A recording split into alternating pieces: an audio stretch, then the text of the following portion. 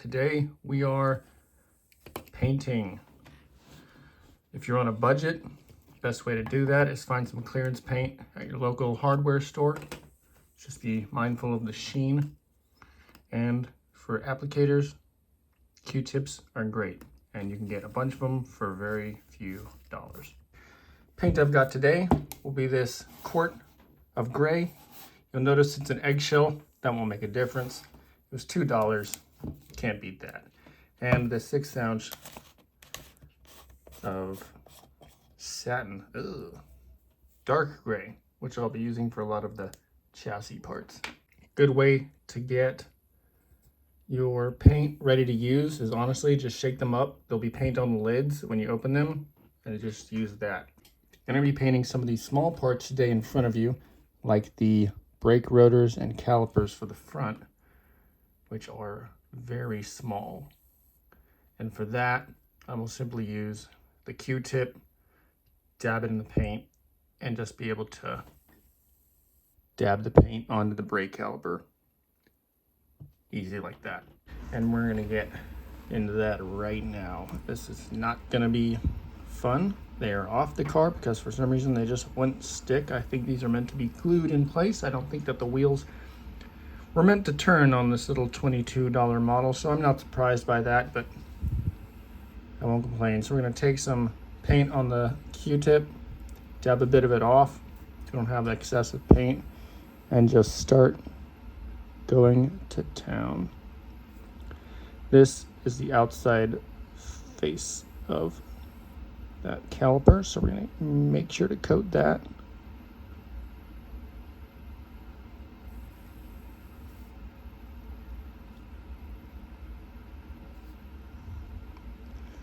Let me know if you have a Miata as well, especially a first generation, because that's the best generation, and what color your calipers are. I'm only painting them this color because I never actually painted my calipers. They were stock calipers. Actually, they were replaced. They were brand new.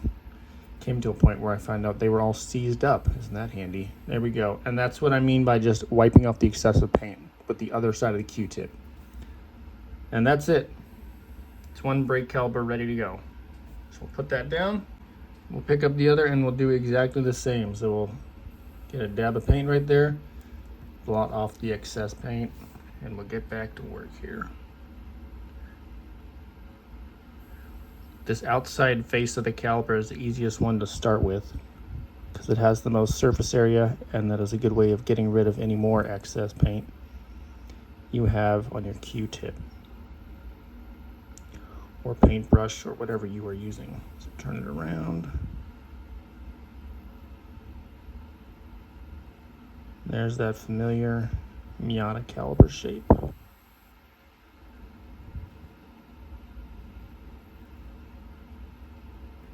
Beautiful. Now we got a little bit extra on the rotor cap, so if we can get that off, that's great. If not, some of these spaces are so close together it's hard to actually get excess paint off. I'd say that's pretty good. Good enough for government work, so we'll set that down as well.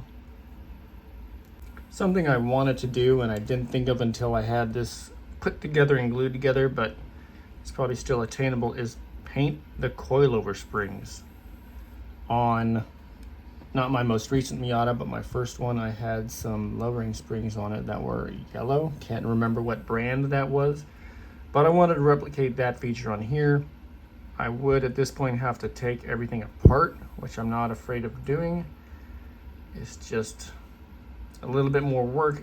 If I do that though, it does allow me to repaint all the surfaces on the top side of the suspension, which you can maybe see are not painted because you won't see them. But here I am catching myself saying the details matter even if nobody sees them. So that's what we're going to do next. So I am having some luck in separating subframe from everything else. Ooh. Oh no, come on. I spoke too soon. Oh, there we go. So we're gonna take everything out of here as one. Oh, there we go. And ladies and gentlemen, that is the subframe assembly, including the suspension and anti-roll bar of a Miata. And as you can see, we have steering function.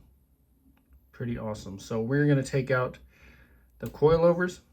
This is the coil suspension, and we're going to try to just paint the springs, and that Q-tip dabbing method is probably the best way to do it, and then we can clear up any over painting afterwards. So next time I'll have these coilovers out. Hopefully maybe they just, hold on, maybe there's not enough glue and I can just wiggle them out. There's no way I glued them in. There we go. Bam. One down. And we'll just do the same to this one. We'll just wiggle it, loosen up that glue, give it a little twist maybe. Come on. Ooh. Every damn day, every goddamn day. Oh, I'm kidding, It's easy.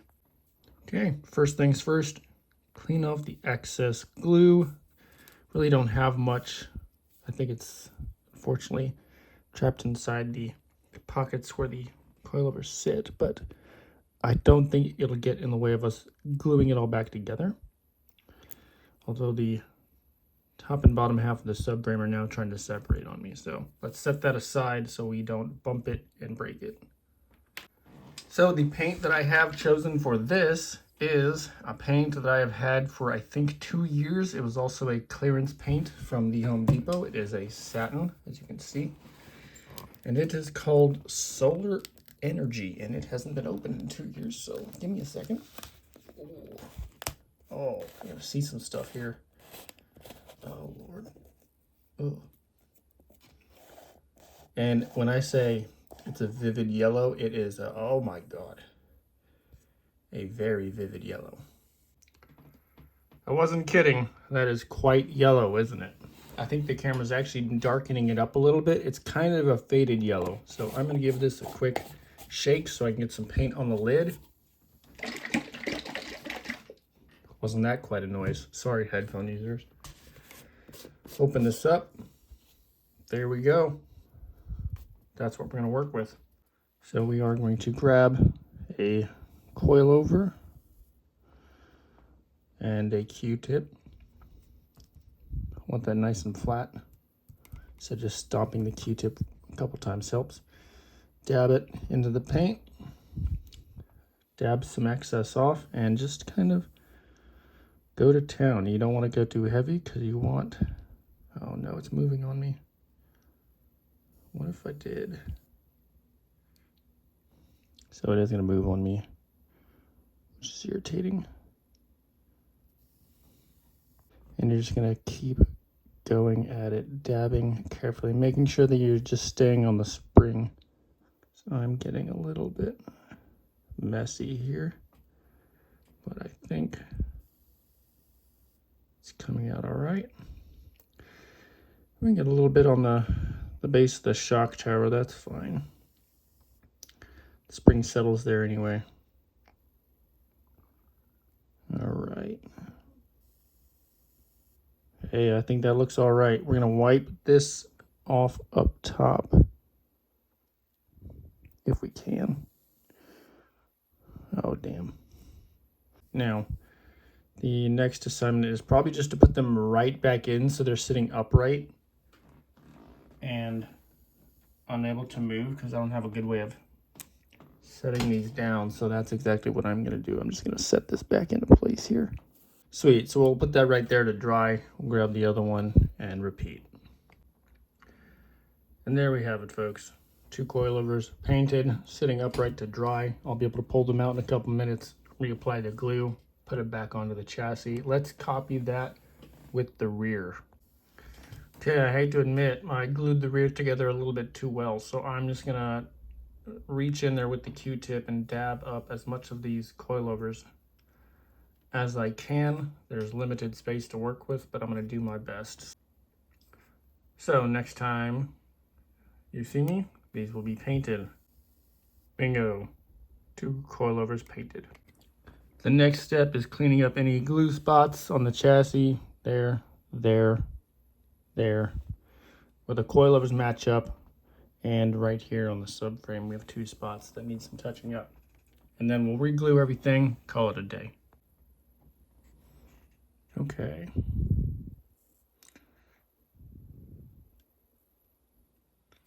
So the easiest points to line up are going to be these back here. Then you might have to move the coilovers into place.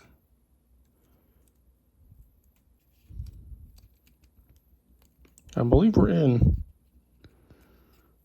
Yeah, I believe we're in. Oh, nope. There we go. So we're starting to pop into place. There we go. The right side is not in yet. I cannot get it. No, we're in. It's just, it's being thick. All right, we're just gonna have to leave that there and let it dry.